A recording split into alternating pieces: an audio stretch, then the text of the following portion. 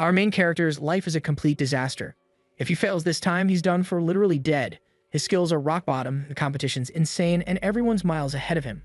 But there's one thing they don't know: he has a secret ability that maxes out a new skill every single day. Sounds overpowered, right? Not really, because all those skills are complete trash. Yet somehow, he's still aiming to become the world's most famous pop star. This time, our trash wakes up in a sketchy motel room feeling disoriented. Next thing he knows, he's about to piss himself. The ceiling looks all kinds of funky. This definitely isn't his room. Maybe he somehow swapped bodies or something. Totally confused, he checks out his own beat-up face in the mirror. Instead of brushing it off, panic hits him hard. He freaks out over his own reflection, stumbles back, and ends up hitting himself while sweating buckets trying to figure out what's going on. He can't even recognize his own face. He flops down on the bed and finally manages to chill a bit. For someone who's been grinding for a civil service exam, stress should be nothing new.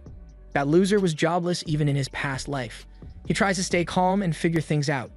There's an empty pill bottle and a suicide note next to it.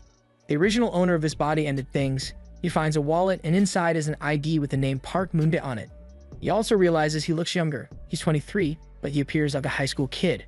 He seems a bit shy and timid, but he knows he can't do anything to help the original owner, so he decides to look for his own body first. If they switch bodies, his original self should have woken up by now. He remembers passing out after a night of drinking and figures his body must still be where he left it. Just when he thinks being hungover in this summer heat feels like torture, he notices it's snowing outside. Confused, he remembers it was July when he got wasted and fell asleep. It's hard for him to grasp why it's winter outside. He starts to wonder if this whole thing is more than just a body swap. Maybe he's not even alive anymore. Next thing he knows, some girl drops off a ham and cheese ramen for him. That's when it hits him. He's chowing down on ramen at an internet cafe next to a motel. It doesn't take long for him to chill out. Even though the switch in seasons is a shock, it's wild to think that he's actually 3 years back in time. Around now, he was just getting serious about studying. But in this reality, his original self is nowhere to be found. No social media accounts, no university profiles, and even his old phone doesn't exist. So yeah, this isn't just some typical body swap. Honestly, he doesn't have many regrets about his old life since he lost his parents in a car accident when he was in middle school. Plus, he ditched his friends to go after his civil service job, so being forgotten wouldn't be surprising. He's still trying to figure out what to do next. He starts checking out the idol trends from this time and thinks it's a bit cliche, like one of those fantasy stories where someone suddenly swaps bodies and ends up in the past. He wonders if he's in some alternate dimension that's kinda like his original timeline. Maybe this is what people mean by shounen novels. If he's onto something, he wants to check out the status window, but then some idiot nearby is trash-talking his teammates, calling them useless for opening a status window instead of fighting, and it's just plain embarrassing. He starts banging his head, feeling like an idiot for thinking something cool would show up. But then out of nowhere, he spots something that grabs his attention. That annoying Discord mod decides he's going to be a hero and carry his teammates, but he gets totally freaked out when our guy yells like a little kid in a panic. He's sweating buckets from what he sees. There's actually a legit pop-up window right in front of him. Instead of the usual strength or agility stats though, he's staring at numbers for singing, dancing, and looks. It's way off from what he expected. Then it hits him. It must be idol stats. Looks like it's telling him he needs to become one.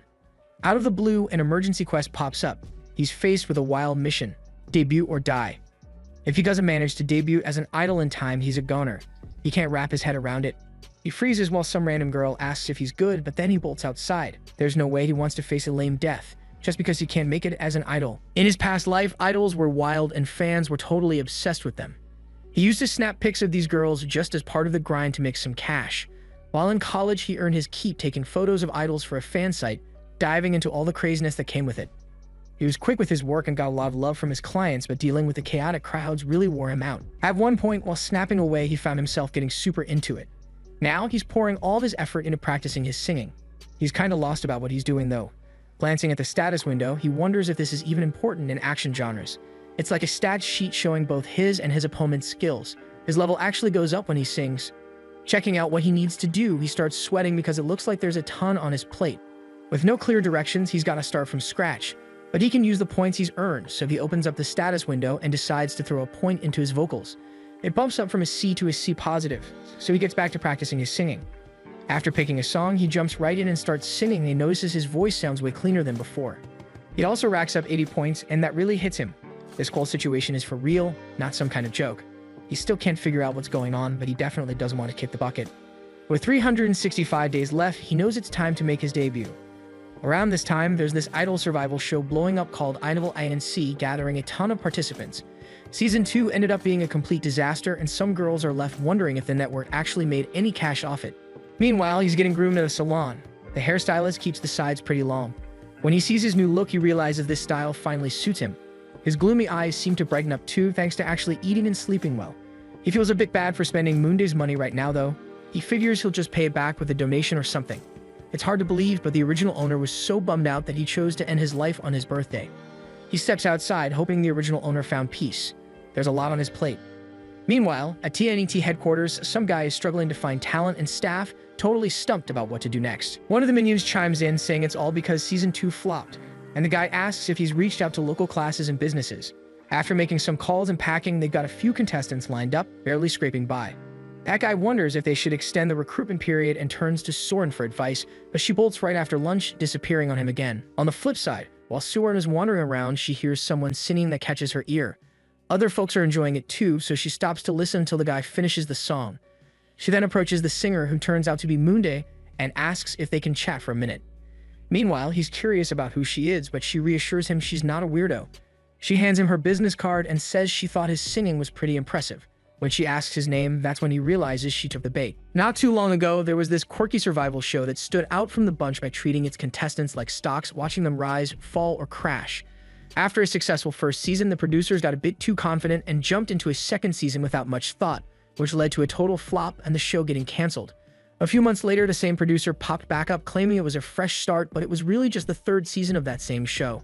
Surprisingly, it ended up being a huge hit and turned into a big deal. For Moonday, who knows what's coming next and keeps an eye on Idol Incorporated while doing his data brokering job, this revival is a perfect chance to make his debut. The only problem? The application period closed a week ago. Sitting quietly, he fiddles with a business card of a woman whose confident grin still gets to him. His hunch about Idol Incorporated scouting new talent in karaoke bars ends up being spot on. Word on the street is that whenever they're short on trainees, the producers just stroll around the booths looking for anyone with that little spark of talent. He figured it'd take longer, but here they are, way faster and bolder than he thought. After countless late nights working on his vocals and leveling up to a solid B, he's feeling ready. He takes the card with a chill look, hiding how hyped he is. The woman seems convinced he's got that special mix of charm and stage presence. She's even pushing him to come to a nearby broadcasting station to film some test clips. He's a little unsure, but she keeps insisting, calling it a small adventure. He keeps his face neutral while he weighs his options. After a moment, he decides there's no downside to taking a shot at it. The second he agrees, his system lights up. His stats show level 2, vocals at B-, visuals at C, and he's got no limits for ability status. A little alert pops up, debut or die. Later that night, he flops down on his sofa, thinking the day was pretty productive, even if the test shoot felt kind of meh. But it keeps popping back into his mind, especially the producer's reaction when he said he has no parents. She probably thinks he's crafting a dramatic backstory to get sympathy. To her, he's just a handy replacement for someone else, but he doesn't care. He just needs to get his name on that list. The tough part hits when he finds out they'll officially bring him on in 10 days and he's snagged the last spot. 10 days to prep for a broadcast would crush a regular person, and even he's feeling the heat. But there's no choice. As he leans back, sipping his drink and staring at the ceiling, he knows he has to push even harder. If survival's the name of the game, there's no room for doubt.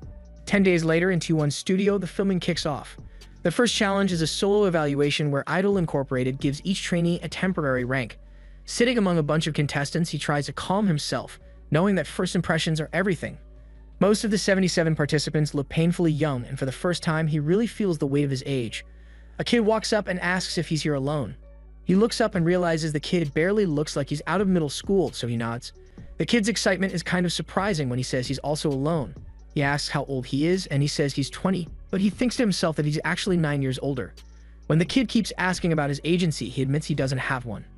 The kid's enthusiasm drops, and he makes an excuse to leave. Watching him go, he sighs, seeing the kid lose interest as soon as he finds out there's no agency behind him. This place can be harsh. The tension starts to build up until a staff member shows up, calling everyone to line up. They all stand and move forward in order. He follows, not sure if it's finally his turn. One by one, contestants step up for their evaluation, all getting ranked. Over to the side, the producer watches with a furrowed brow.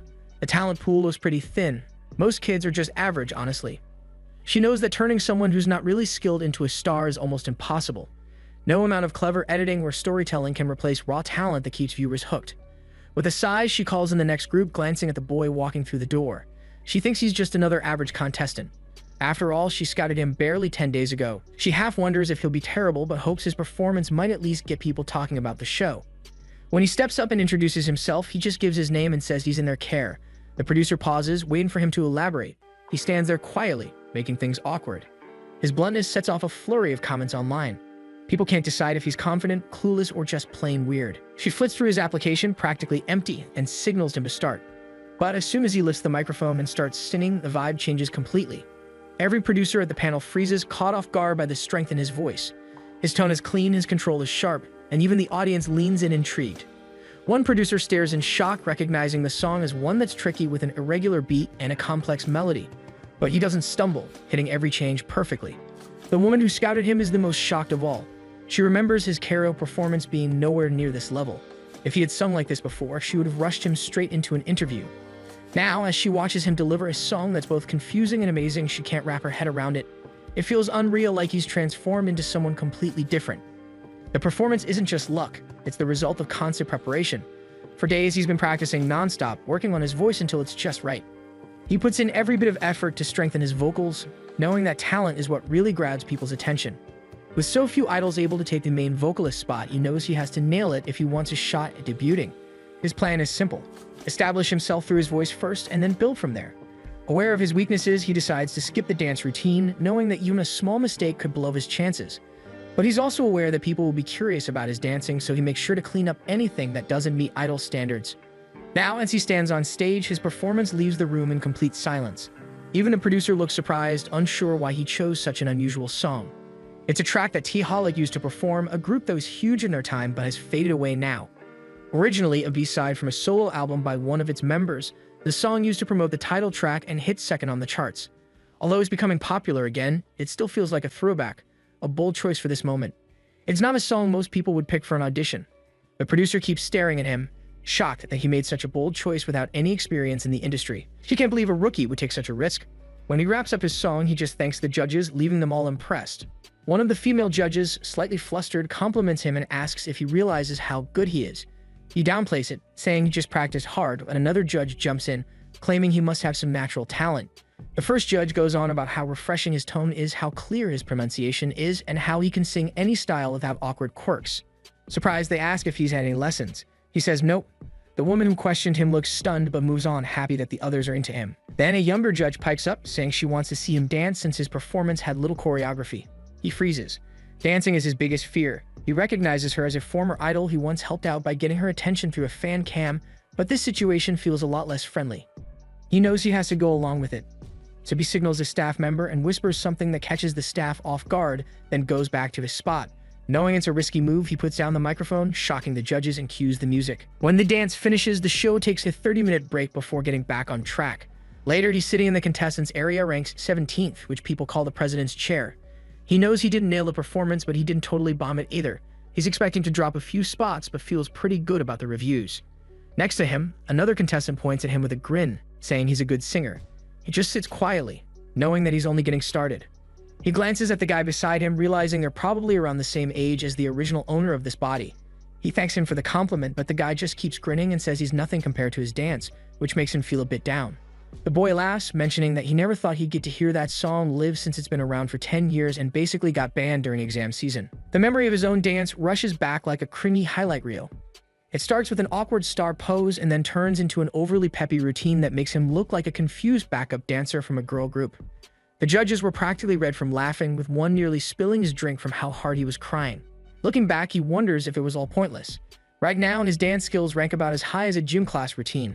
Still, he tells himself he gave it his best shot, and the boy compliments him again, calling him talented and generous. The kid introduces himself as Lee Sejin, saying they'll probably meet up often and hoping they get along. He freezes at the name. He recognizes it. When he was studying for the civil service exam, he remembers seeing Lee Sejin on the 9 o'clock news, and not for anything good. Deciding to keep his distance, he stays quiet. After the 30-minute break, the next contestant steps up to the stage and instantly grabs everyone's attention. Even the judges look impressed. This guy's looks could probably end careers. He's stunned, thinking that with a face like that, his market value must be through the roof. But when he sees the name tag that reads Seon, he frowns. No one by that name ever made it to the finals. He sighs, figuring that someone who can't debut with that level of good looks must seriously lack talent. A quick look at Seon's stats confirms it. Everything besides looks is stuck in the D and F zone. As Seon walks to the center, looking stiff and nervous, his system window flickers, showing Seon's stats more clearly. The layout is fancier than expected, and he realizes that on paper, this dude could totally end up in the top 10. But then he notices letters in parentheses beside the stats, probably skill caps, and wonders if that means Sion has untapped potential. If that's the case, the guy's future could be super bright. Yet the real shock hits when he sees Sion's biggest issue, serious lack of self-confidence. With a face that flawless, it feels like a cruel cosmic joke. Moondy can't help but feel confused about how someone so good-looking and talented can be so unsure of himself.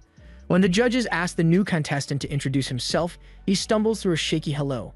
Sion Hyeon, only 20, is clearly nervous as he looks at his reflection on the big screen, struggling to share that his thing is dancing.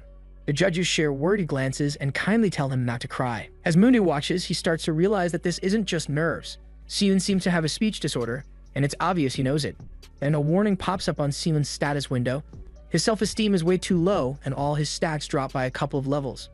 Moondy is stunned that just feeling low can affect his abilities like that and wonders how he can even see this window in his mind. Judge Youngren gently asks if Sion has trouble talking, and he manages to explain with a shaky voice that he had an accident as a kid that made it hard for him to communicate. He nods when she says it must have been tough to make friends since people often get him wrong. The atmosphere in the room gets heavy with sympathy, and Moondy stays chill, keeping a neutral expression, knowing that reacting would only make things feel awkward. When Sion finally performs, his dancing is okay, but it doesn't quite measure up to what his actual talent seems to hint at, landing him at 18th place. The judges kindly encourage him, saying he can do better next time.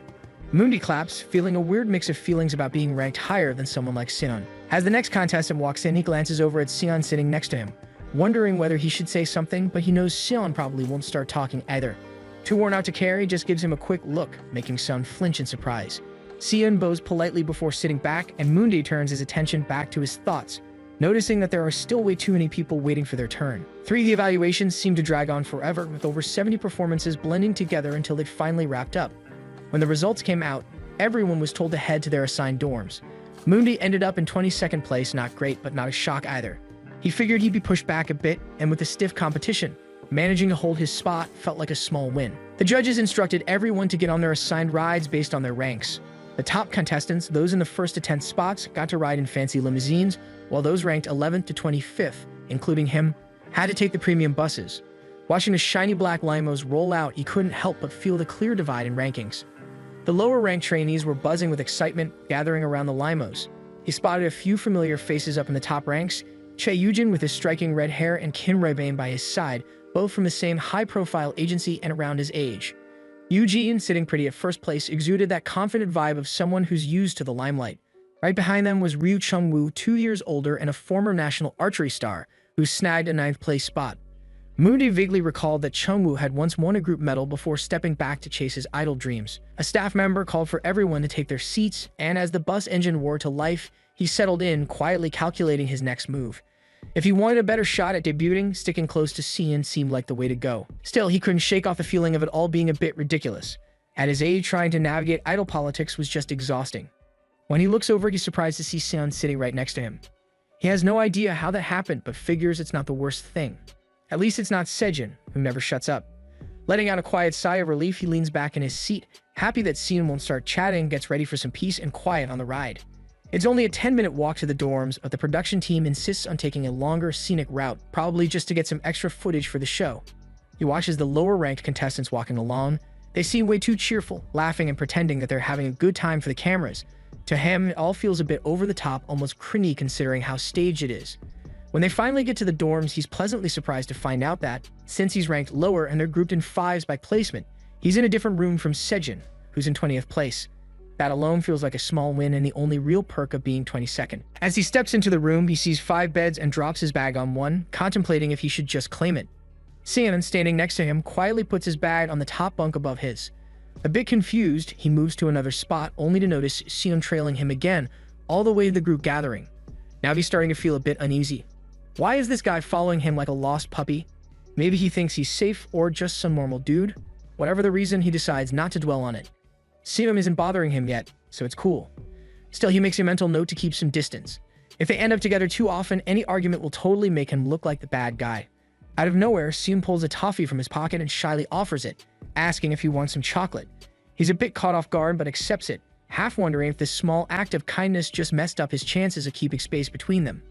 Before long, all the contestants are gathered in the common room and a staff member greets them with a warm welcome, asking how the first evaluation went. He announces that training will kick off now, but first, they're going to reveal the temporary rankings based on the initial round. Those rankings are going to decide the customized classes, and performances will affect the rankings in real time. The room buzzes with murmurs and tension as they call out the first name. Yujin, still holding on to first place, confidently steps forward. Watching from the back, he wonders if this is a good time to check his status window. As he opens it, the familiar blue glow pops up. He's hit level 5. A system message flashes in front of him. Successful performance detected. Most people were impressed. Please select a general ability. He blinks a bit stunned. Whatever this weird system is, it's clearly not done with him yet. Moody sighed as he stared at the screen, realizing something weird was popping up again. Just when he thought he was getting used to the strange status window, a new feature showed up, making him click on the Choose a General Ability option, feeling both curious and a bit hesitant. Suddenly, a flash of blue light at his face and a spinning roulette wheel appeared, revealing he had gained an ability called Sleep is for the Dead. At first he was confused, but then he figured out this ability meant he wouldn't feel tired, even without any rest. It slowly began to pique his interest as he realized the system actually rewarded hard work and growth. When he checked his status window, he saw that points added up through achievements and that tidying up his hair had slightly improved his visuals, proving that personal improvement played into his stats. His dance and charisma scores had also gone up after his first performance, which felt like a real confirmation that his progress mirrored actual growth. When the staff called him to the stage, he stepped up to grab his badge and noticed his vocal score was the highest, while his dance score was the lowest. Looking at the other contestants, he spotted a few without badges, often labeled as F-rank online. While he thought starting from the bottom could have its perks, he felt for them and knew how discouraging it must be. Then his gaze landed on Lee Sejin, a nervous contestant he recognized from a blockbuster movie 10 years ago. Sejin had faded from the spotlight, and Moondig guessed he was probably here for a second shot rather than a debut. But then a darker thought crossed his mind. There was also a guy named Lee Sejin who had gotten arrested for drug dealing. The name coincidence felt too weird, making him wonder if it was just luck or something deeper. Shaking that thought off, he noticed that taller trainees seemed to have a better shot at debuting, which added to his anxiety. Soon the staff's voice cut through the buzz, announcing that the badge distribution by grades had wrapped up, and that the new Idol theme song for the season was about to be revealed. The title flashed on the big screen. It's me. As the video played, showing the original performance, the room fell silent in amazement. Mooney recognized it instantly. The song had been such a hit that it played non-stop for months. Even when he was just an engineering student, he memorized the main choreography. Confident that this familiarity would give him an edge, he decided to focus on nailing the dance and memorizing the lyrics. As the demo keeps going, Moonday starts to lose his confidence. The choreography got switched up. The new version has some tricky footwork during the chorus that he can barely keep up with. The smooth, catchy moves he thought he remembered are just a cover. The real challenge is in the complicated steps hiding underneath. Panic spreads among the other contestants as they realize how tough it is, with some saying they might not nail it even if they had a month to practice instead of just 10 days. Many are grumbling that the routine seems like it's meant only for experienced dancers. When Meg rolls around, Mundi kicks in his ability Sleep is for the Dead, deciding to practice all night without a break. Hours go by as he keeps repeating the choreography, pushing his limits until he starts feeling how heavy his body is. He notices he's put on some weight lately and figures he should start tracking his diet and calorie intake. Just as he gets ready to dive back into practice, dizziness hits him and he collapses on the floor, holding his stomach, feeling super hungry. That's when it clicks for him. The side effect of his ability isn't just tiredness, it's this constant hunger from not letting his body rest. As he catches his breath, a shadow falls over him and a fellow contestant kneels down beside him, offering a piece of toffee. When he looks up, he sees it's Sion, who quietly asks if Moonday wants something to eat. Moonday reaches out with a shaky hand to take the toffee, thanking Sion for the sweet gesture. Sion smiles and says he has more if Moonday wants another. While unwrapping the chocolate, Moonday glances at Sion and suddenly asks how old he is. The question catches Sion off guard and he hesitates before asking what Moonday means. Moonday explains that he's 20 and just wants to know Sion's age too. When Steven says he's the same age, Moonday nods and suggests they should probably talk casually from now on since they're peers. But then he quickly changes his mind, thinking it might be better to just keep it informal since they'll be seeing each other a lot. Still, the moment feels a bit awkward. Chatting so easily with someone his age reminds him that he's really young, even if it feels a bit strange to acknowledge. The next day, things in the practice room go from friendly to hectic as the contestants dive into some serious training under the watchful eye of their instructor. He's constantly shouting for them to keep repeating the choreography, and you can tell his patience is wearing thin every time someone messes up. When Moonday makes a big slip, the instructor points him out and tells him to perform solo. As Moonday starts dancing, the instructor lets out a big sigh, clearly not impressed. He tells Moonday straight up that if he keeps dancing like that, he won't stand a chance in the next evaluation and needs to pull it together. Moonday, feeling embarrassed, bows his head and says sorry. The instructor mutters, still frowning, that maybe he was too easy on Moonday with his first grade. Meanwhile, in another room, the judges get settled for the upcoming evaluations. The vibe changes completely when Youngrin walks in looking sharp in a well-fitted suit that grabs everyone's attention. With her confident walk and calm expression, she seems more like a company exec than a performer. One of the judges, half-joking, asks if she's going for an interviewer vibe today. She just smiles and says she is, since it's an important day. 10 minutes later, all the contestants are sitting quietly in the waiting room, trying to stay calm as the staff tells them to not move. One of the staff members confirms over the walkie-talkie that everyone is in, and that the assignment will start soon. Seon's heart is racing, and he's breathing kind of unevenly as the tension in the room builds. Across from him, Moonday is staring at the ceiling, or at least where the ceiling should be, wondering why this place looks more like a temporary set than an actual studio. Suddenly, the staff makes an announcement. It's time for the ranking evaluation to kick off. A loud mechanical sound fills the air as the walls start to rise, revealing the judges' panel. Gasps fill the room as a legendary senior trainer pops up next to the judges, totally surprising everyone. With a calm smile, he greets them and asks if they're shocked by the setup. The staff, sounding upbeat, explains that this season is shaking things up with a new twist, the open group evaluation. From now on, contestants singing the same song will be both the audience and judges for each other. The trainees exchange wide-eyed looks. Last season was all about individual evaluations, so this is a complete game changer.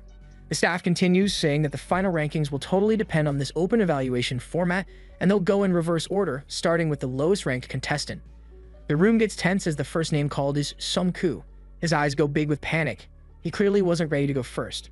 Before anyone can react, the staff announces that the evaluation has officially begun, and all eyes snap to him as he freezes. Moody watches silently, realizing that the production team is using Sung-koo as a sort of test subject, like a psychological tactic to rattle everyone else. Starting with the lowest rank in front of the group is a harsh but smart move to shake their confidence. Sung-koo stutters an apology and says he can't remember the choreography. Moonday sees his composure slipping, and while he keeps a straight face, he gets what's going down. The producers are cranking up the tension, creating drama from stress and failure, a brutal but clever way to make the show more engaging. Next up is Kim Yumdo, ranked 76, but his performance is pretty much the same, tense, shaky, and forgettable. Moonday is still watching quietly, seeing that the show is setting up a narrative, waiting for a standout trainee to break through the sea of forgettable acts and become the star of the season. When Lee Sejin steps up, you can see he's putting in a lot of effort despite being worn out. His stage presence isn't flawless, but he gets through the full routine and lyrics without messing up. The judges notice that even though he's not super polished, his commitment is impressive. Moonday agrees. After a bunch of lackluster performances, Sejin's focus really makes him shine. But when Sejin humbly says he'll work harder, Moonday feels like dedication alone might not be what the production crew is after.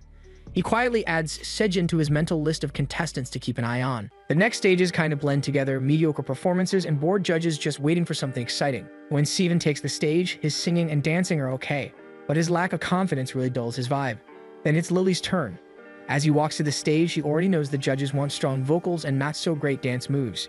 After just 10 days of training, he's not expecting much, just hoping to refine what he already has. But the second the music starts, he moves like it's second nature. His steps flow nicely, and his footwork is sharp and on point. The judges are left staring in disbelief. Even his trainer, who was about ready to give up on him just 2 days ago, can't hide his shock. Moonday keeps singing effortlessly, his movements steady and natural, and even Simon looks impressed. One of the female judges laughs in delight, saying someone this talented is going to go far, while his trainer just whispers in amazement that such progress shouldn't be possible in only a few days. Just 2 days ago, Moonday struggled with a basic turn, and now he's dancing like a totally different person. What no one realizes is that Moonday used his save evolution points to boost his dance stat from D to C, a 3-level jump that transformed his performance. His moves might not be perfect, but the growth is clear, and it's enough to see him through the first elimination round. The trainer watches Lily perform, genuinely blown away by the clarity of his high notes and how well he moves now. After 10 grueling days of tough corrections and failed attempts, watching him perform so confidently feels surreal. He can't figure this trainee out. Someone who struggled so much is now nailing both strong vocals and smooth dance moves with ease. The improvement is incredible, and even the trainer has to admit it's impressive. As the music fades, Moonday bends slightly, out of breath but still managing a polite smile as he thanks the judges for their feedback. Just then, his trainer calls out to him, looking serious but with a proud grin. With a tone that's both firm and warm, he tells him he did a great job.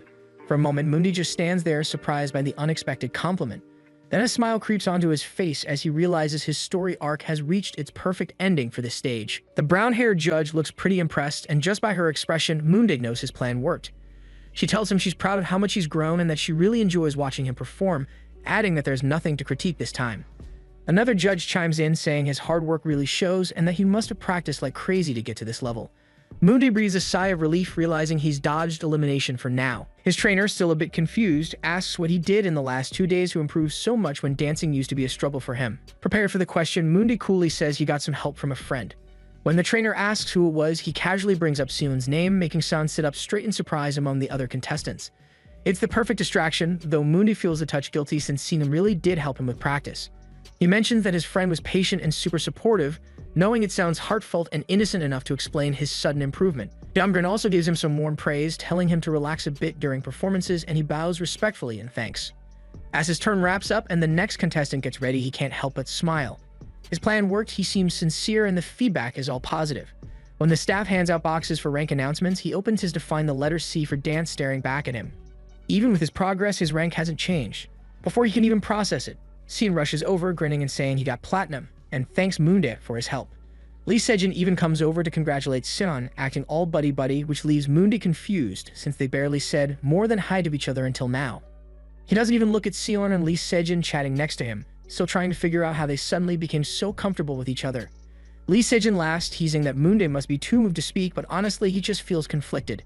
He can't wrap his head around how Seon managed to score platinum, but thinking back on the hectic evaluation, it starts to make sense. A lot of lower-ranked contestants lost their cool under pressure, and compared to them, Seon's performance really did shine. Pinning the badge to his chest, Mundi figures that the extra practice from the sleep is for the dead sessions must have helped too. Still, part of him wishes he'd gotten gold instead since he's the only platinum trainee ranked in the 20s. That's going to make him stand out more and attract unwanted attention, which makes him uneasy. He forces himself to stay calm and reminds himself to keep a positive outlook. As long as he debuts within a year and avoids any bad vibes, everything will be just fine. From now on, he decides to play it safe and avoid giving anyone a chance to criticize him. He's set on climbing the ranks quickly, so he's focusing all his energy on singing and dancing while steering clear of any unnecessary attention for the time being. Soon enough, rehearsal for It's Me kicks off, and a guy with glasses steps on stage, introducing himself as the main PD of the show. He spills the details about recording the theme song and lays out the schedule. First a dry rehearsal, then a costume change, followed by a camera rehearsal. The Platinum group gets an extra solo camera run since their clips will be shown separately, and the full performance is set to premiere next Friday on Music Night, marking their public debut. Excited cheers fill the room. Standing in the crowd, Mundi notices that the best dancers are up front while he's stuck a bit behind the gold-ranked trainees. Sejin leans over and asks if he feels even a little disappointed. Mundi keeps his cool and says he's not. Watching Sejin, who landed in silver, he thinks the guy might end up having a solid growth story leading to a debut. Nearby, a chatty contestant jokes that he'd be crushed if he were in Lily's position, and Mundi casually agrees, saying it makes sense for him. The guy teases Mundi about wanting more camera time, but he brushes it off, claiming it's just because he's good at dancing. The guy grins and offers to help him stretch, saying he's great at neck massages, but Mundi politely declines with a small smile. Suddenly, Yujin approaches Lily, asking out of nowhere if he can't dance. Mundi gets frozen in surprise, caught off guard by this sudden question, especially with the mix on and cameras rolling. Yujin's tone isn't aggressive, but the timing confuses him. As he looks closer at clicks, he knows that face. Yujin is the dude who ranked first during the opening evaluations and stayed on top throughout the whole show, eventually winning the season. Realizing how powerful Yujin is and how tight he probably is with the production team, Mundi figures it's best to stay on his good side. Keeping it cool, he asks if Yujin missed his earlier performance. Yujin calmly replies that he didn't because he was too busy prepping for his own stage. Mundi smiles politely and tells him to judge better next time, and Yujin nods in agreement. Sejin leans in and whispers that Yujin's way of talking sounds unique, probably because he's from overseas, and Mundi quietly agrees. Right then, the staff announces that rehearsals are starting and the vibe shifts instantly. Mundi checks the time and sees it's already 6 p.m. with the actual recording starting at 4 o'clock. He sighs internally, realizing this is the beginning of the inevitable struggle. Meanwhile, online buzz is going crazy. Their group performance is blowing up on the trending charts and fans are flooding the comment sections with excitement. In the studio, Youngbrin is proudly watching the screen but suddenly gets serious, addressing the audience. She reminds them about how the last season was abruptly cancelled, her tone turning sharp yet emotional. Then, with passionate conviction, she declares they owe the viewers an apology for that failure and promises to make things right this time. The audience is left stunned, confused about her sudden intensity and what she really means or what's about to happen next. Next, he's in this uniform and looks pretty confused when someone asks if he digs it. He actually does, since it mixes a student uniform with a suit, plus they can style it in different ways. Some minions jump in all casual, saying they're into it too, looking super pumped in their outfits like they're gearing up for something big. They even ask the crowd what they think of their outfits, but honestly, he feels totally squished and can't stand that they all look like they belong to the same all-guy school because of their matching clothes. He's actually just asleep and everything that happened was just a dream. He's feeling really dizzy. After their first recording, they get a week off, but he ends up being stuck in bed for 4 days because he's sick. Then there's a cut to a show host who's super pumped, asking the audience how they felt about Solwoo's performance. Everyone's hyped and raving about their fresh stage presence. He catches all of this while trying to exercise. He never realized he passed out right after the recording wrapped up, so now he's determined to handle this busy schedule better. He knows he has to build up his endurance. He grabs his phone to check something and sees that it's about to happen. And then he spots a renewal offer. He scrolls through the chat where everyone's talking about stocks and lets out a sigh of relief. It's nice to see that people are still engaged and chatting about it. He can't help but wonder if the folks trash-talking it now will actually own any stock by mid-season. Knowing from Season 3 that things turn out well, he can feel the excitement bubbling up again. When Idol Incorporated pops up on TV, they start talking about their shareholders and even call them out directly. He starts to wonder if they'll actually be serious this time considering how harshly they were critiqued before. The head of Idol Incorporated genuinely apologizes, saying that to avoid messing up again, the audience now has full say. They can decide everything from who's in the group to how many members there are and even how they combine them. Shareholders can even kick out the members they don't like. He feels a bit lost because now the whole future of the company depends on the shareholders. It's hard to believe this is actually happening. This is how Idol Incorporated is renewing and getting back in the game. Later that night, as he's about to crash, he stays up to check out the reactions to the first performance. He checks out this news article saying Idol Incorporated. He glances at one of the contestants and kicks himself for not focusing more on his looks first. He knows that better visuals mean more media buzz, and since he just has average looks, he feels like he's got no shot. People are going wild over some contestants, and while it seems like everyone's got their opinions, the community forums are actually pretty critical of the show. It's kind of wild to see someone already put together a ranking chart. He scrolls through and notices a post about the Platinum ranking force. He sees familiar names like Kim and Changwoo. Then he spots his name at 6th place.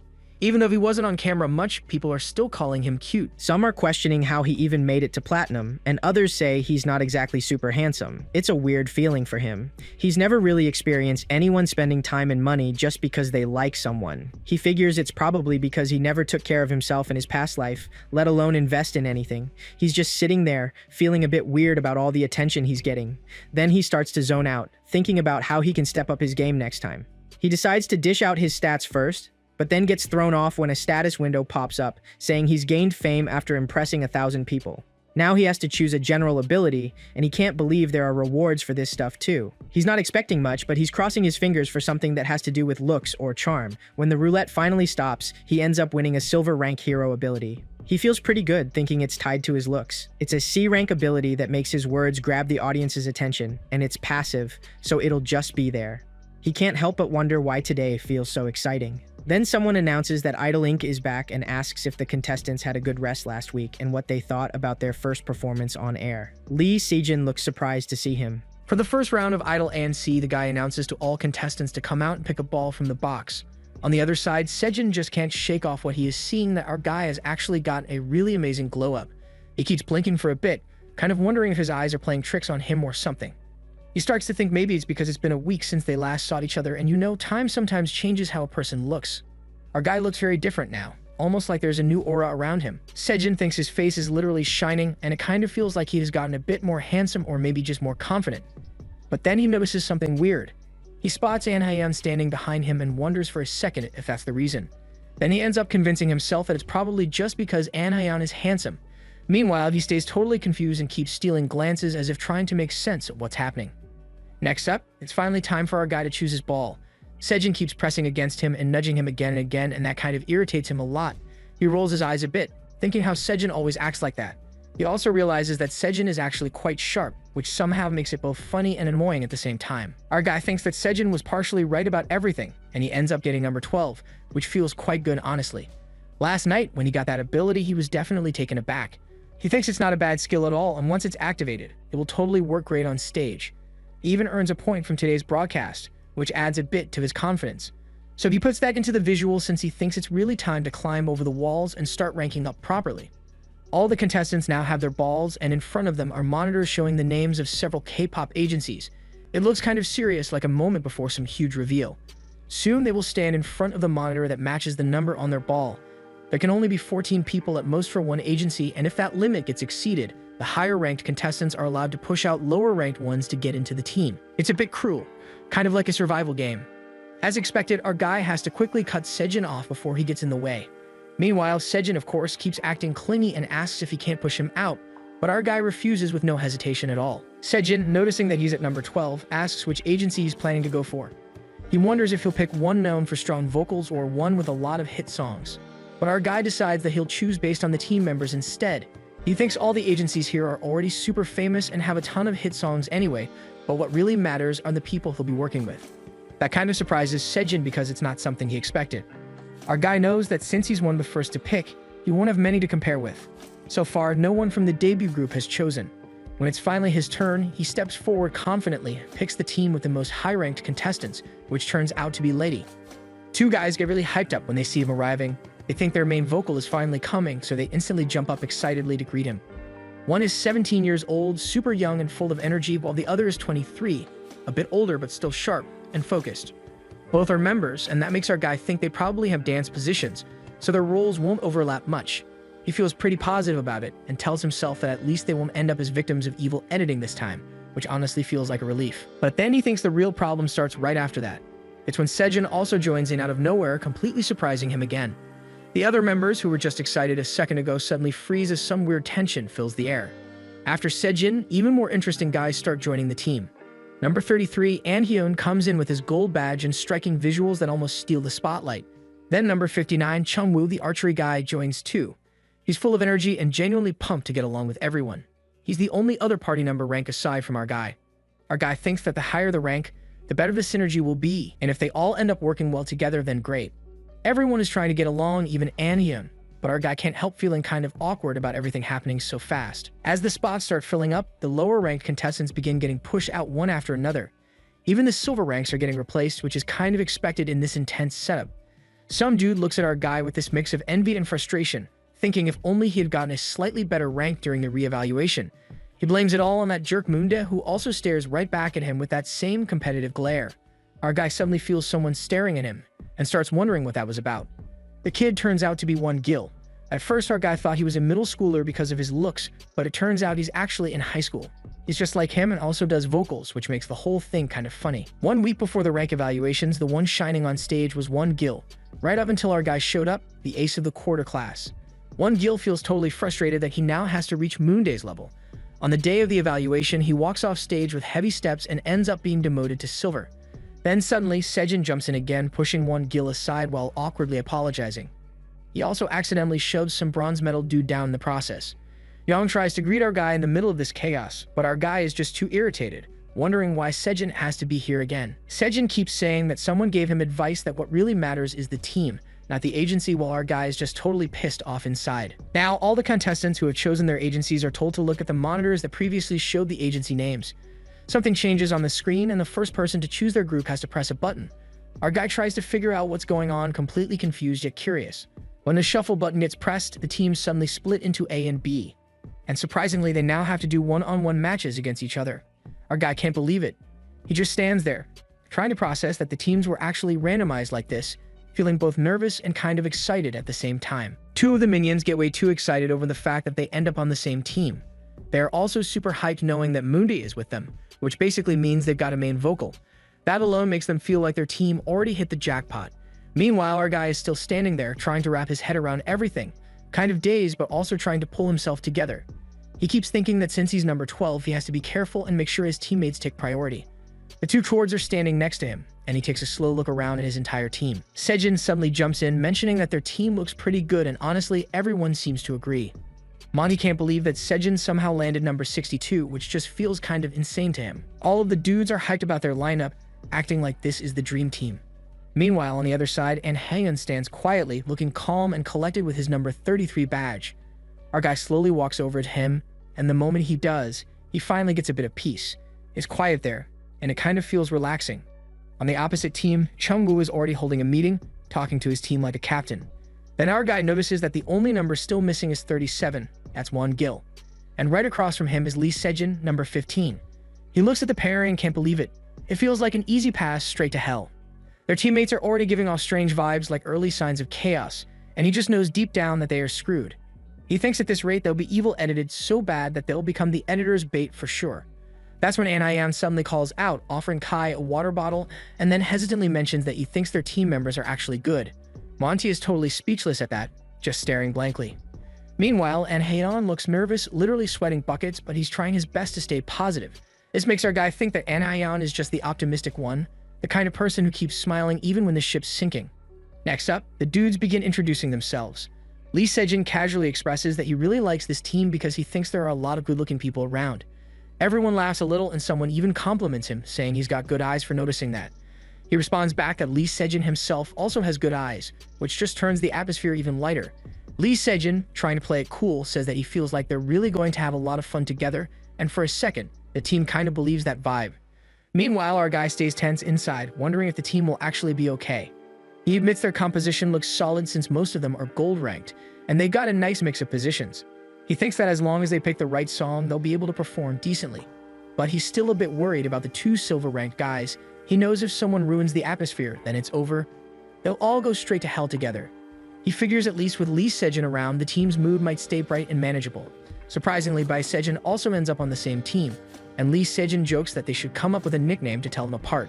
That kind of confuses our guy since he thinks it might just make things even more complicated. One of the guys suddenly starts giving everyone random nicknames for fun, and they all find it really funny. The atmosphere gets lighter for a bit, and even our guy starts thinking about it too. But then there's this weird silence that takes over while he's lost in his thoughts, totally confused about what's happening. Suddenly, the host's voice echoes, asking if everyone has familiarized themselves with their teammates, because it's now time to choose the songs. The monitor in front of them changes, and that same guy goes ahead to press the button for a randomized song. Everyone's hoping to land a good one. As the screen starts to shuffle, most of them quietly wish for the Tiger song since it's the most recent one and everyone who joined Lady probably came for that. Some others are hoping for VTIC, and our guy can almost feel their expectations just from their expressions. The shuffle keeps rolling, and after a moment, An Hyun shows up again bringing water bottles for everyone. The team really appreciates him for that, though a few guys still look down, already feeling unlucky. Then someone starts wondering aloud if there's ever been a girl group song in this kind of mission before. Lee Sejin comments that it's his first time seeing it too, and even jokes that maybe it's an error. But then the result pops up. It's Wet, a girl group song. Everyone freezes. They start to realize they came all the way to Lady expecting VTIC, only to end up with this. Hyeon looks completely down, muttering to himself, feeling like they're doomed. He can't believe people like them have to pull off a fairy concept. The entire team falls silent, just trying to process it. On the other side, our guy Moondae listens to the song quietly. He knows there's nothing they can do since the song is already locked in. He feels like the directors definitely tricked them this time, setting them up without warning. No one could have guessed they'd end up with Into the New World by Squeaky Sweet. That cute fairy-like concept. Into the New World is actually the debut song of Laddie's girl group, Squeaky Sweet. It is before they became popular through their unhinged, cute concept of pop cones. They have released a flower fairy-themed song trying to express a girl's innocence. But at the current moment, these guys doesn't seem like flower fairies at all. The girl mentions that for the song, they must sing pretty and clearly. She goes on to ask why they are like just singing in tune. She mentions there is simply no loveliness or dreaminess. She asks if they are that embarrassed to sing it. Our guy kind of agrees because honestly, she is right. Their team feels lost and kind of struggling at this point. He asks himself what exactly is their end goal for this performance. Then this guy comes up asking about the choreography for this. Hashin mentions the team, the members who were a bit familiar with the dance. But Sejin mentions they all did it together. Still, none of them catches the eye of the judge, and he mentions it is bland. He even says it feels like some kind of random talent show or something. Their opponent Team B was already excited to do Sangoon and has already memorized it, and he mentions this is a girl group choreography. So he asks if they should not be picking up their pace. But they're just a bunch of guys around high school, so things are not that easy. Our guy thinks with a troubled heart about how their bodies could even follow that. The judge notices that those guys have some kids who are below average, and our guy thinks that even he barely managed to memorize the choreography, so he thinks it makes sense that the trainers are uninterested. This is when he mentions he goes on to An Hyun, who is sweating buckets. He notices that he majored in modern dance and asks why his expressiveness is worse than Moondae. Our guy can't believe this because An Hyun was the one who taught them almost 80% of the choreography. And the trainer even remarks that Moondae is even better at singing. The instructor is fuming at An Hyun and keeps pushing him, asking if he thinks people will continue to go easy on him when he debuts. He asks him if he wants to hear that he is worse at dancing than the kid who was chosen for singing. The instructor mentions that if he is going to keep at it like this, then he might as well just give up. The instructor tells them to think of another concept. He mentions whether they arrange the song or put an emphasis on the original. He tells them to come back once they have made a decision, and all of the minions comply to do so. everyone just quietly accepts because they know he is serious. So this starts to make them wonder if they should have a meeting at our guy's place, thinking if they should slowly get started. Sejin mentions that based on the feedback they received, it tells them to start deciding the concept. He asks if everyone is satisfied with their assigned parts. He mentions that Mond is the main vocalist and Sejin is the main dancer. However, Won-gil mentions that the key doesn't really match in well. On this, Sejin asks if the other parts aren't too low. As Won-gil is a vocal, Sejin mentions that there is only Mund's part, but his lines are even higher than the Won-gil's one. Meanwhile, our guy thinks it will be easier if it is way higher. Meanwhile, Won-gil thinks it will be easier if it is way higher too. That small thing catches the attention of our guy. He starts thinking that this is why the group projects are unreliable, because things are completely going his way. And because things are completely going his way, Won-gil is actually trying to mess things up a little. Sejin goes on to ask our guy if he wants to switch with him. That thing surprises Sejin. Won-gil starts to tease up, kind of acting smug, mentioning that he should help him on the parts he is having trouble with. As our guy can't just give away his part like that, he gets irritated because it feels like this isn't the first time this has happened. He mentions it is alright if they switch, as he thinks it is better to switch earlier only if he can't do his part. Our guy also decides that he will be taking the Sejin's part in the bridge. On this, Sejin gets surprised out, almost caught off guard. And on the other side, our guy mentions that Sejin said he could not do that part, so he decides he will take it since he can't do it. On this, Sejin gets really worried. And our guy mentions this is what he has been talking about when they were first learning the choreography. On this, Sejin asks if he knows how Squeaky Sweet is normally cheery and energetic. And he asks why don't they try and emphasize that by showing the dashing charm of an innocent yet powerful youth. Hyun also gets the idea, mentioning if it is kind of like that fan cam where he and Sungbae were in the rain. So they can keep a similar concept to Squeaky Sweet in their prime. Sejin also mentions they even have a Munda who dances to the popcorn theme. Sejin asks if they don't think they will get a positive response on this. Meanwhile, this thing makes our guy think that he prepared for this. Sejin ignored the issue until he received their first round of feedback. So once his teammates become disheartened, they would listen to him without objections. This powerful youth concept is advantageous for the current main dancer, Lee Sejin. So Sejin must have realized that An Hyun, our dance major, suited the original song's concept better. Our guy doesn't know if this is something innate or if Sejin is being intentionally calculative. At the day of the competition, in front of the T1 studio, the people are lining up to see the performance. There is this girl also in the crowd, and she thinks this whole situation sucks. After her train for years drove under the influence, she got angry and came to see the talent show of some guys she doesn't even know the face of. She thinks her whole life is kind of a mess. She's actually here for some pictures to sell them if it makes money. Recently on the internet, 113 has actually become some kind of punching bag for anyone who gets bored.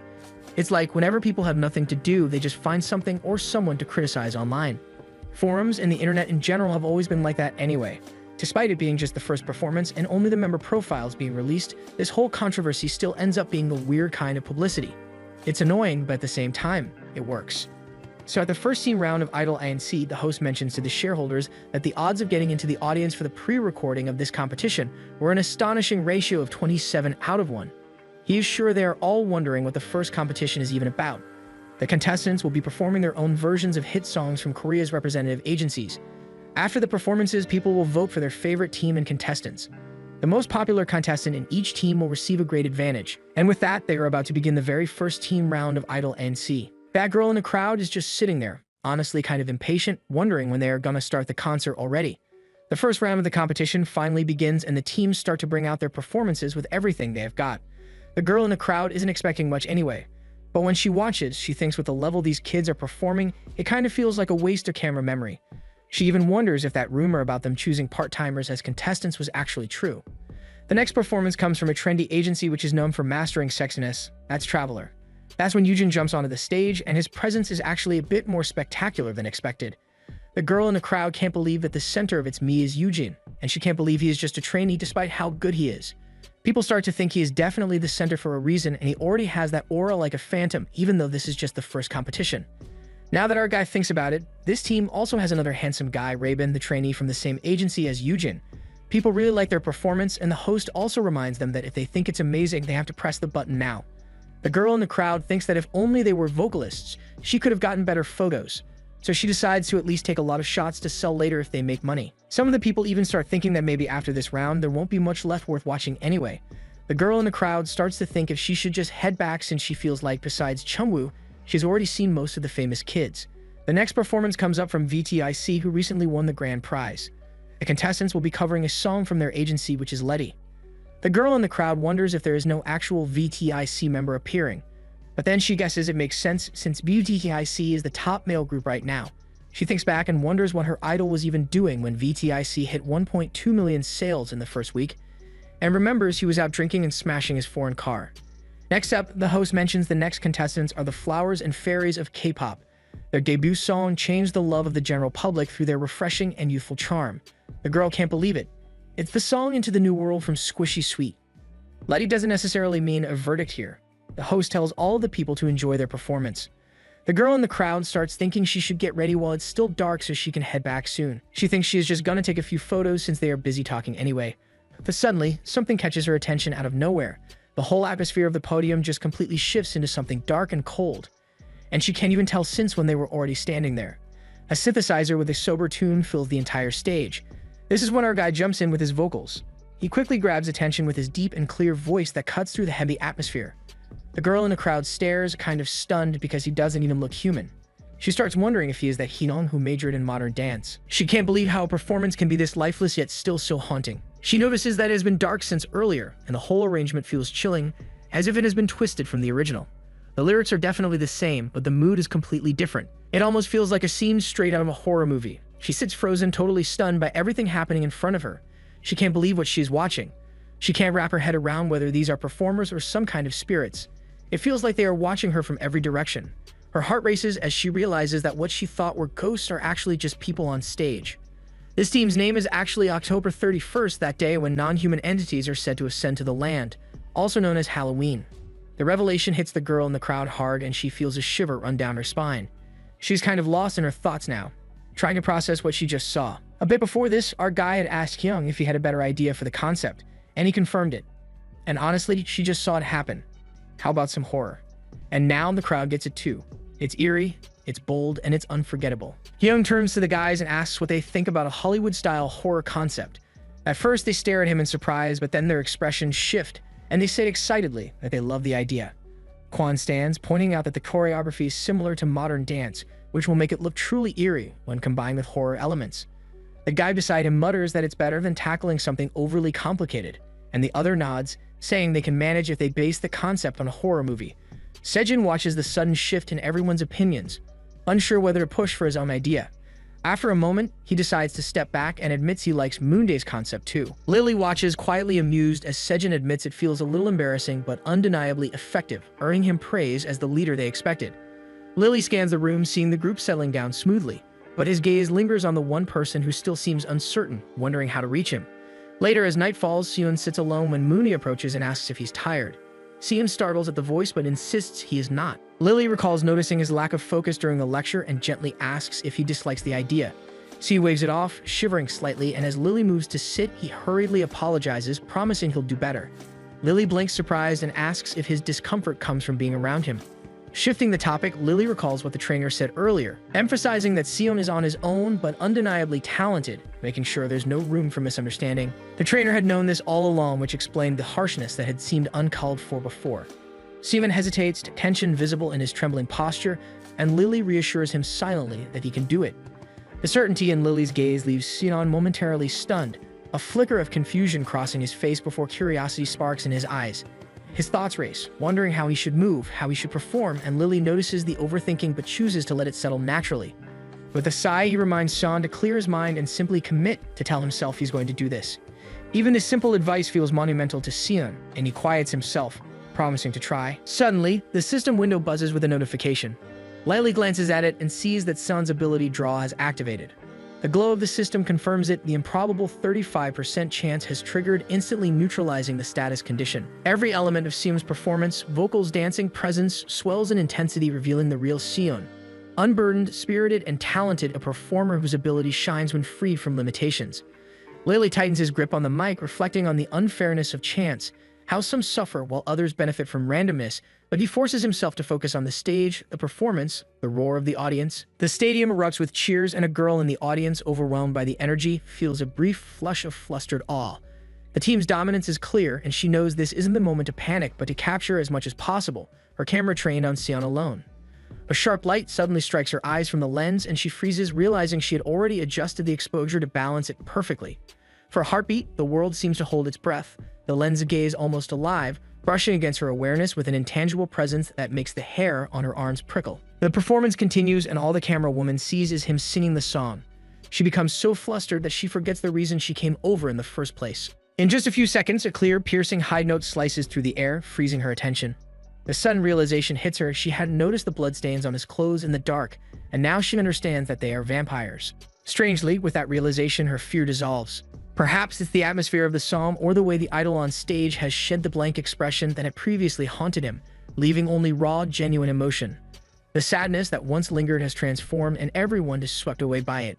The audience shivers, stunned, before erupting into cheers declaring them number one, the stadium vibrating with applause. The camera woman is so captivated that she forgets to take pictures entirely during the second half, especially when the main vocalist hits the high notes that make the crowd roar. She knows she will never forget this moment. The performer's talent is undeniable. Many main vocalists debut without even coming close to his level. His face is charming in a modern, trendy way, perfectly suited to the concept, and his presence is magnetic. She feels herself completely undone, captivated, and at the point of no return, utterly consumed by the performance.